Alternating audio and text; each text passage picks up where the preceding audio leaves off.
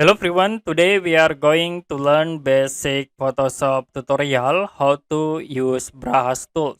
So if you want to use brush tools, you can click these icons, hold and then choose brush tool. After it, in the top you can see the option like you can set for the size, you can click in here for the brush size, increase and decrease. And the next you can set for the brush type by clicking at this option. We use this option. And the next for the opacity, click at these points and you can decrease and increase for the opacity.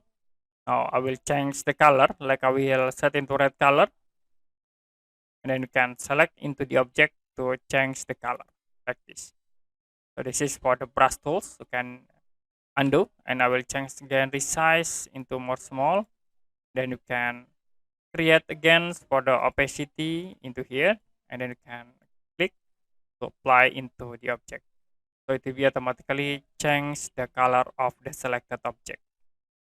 Okay, that's it for basic Photoshop tutorial, how to use brush tool. If you have any question about tutorial, you can comment below this video.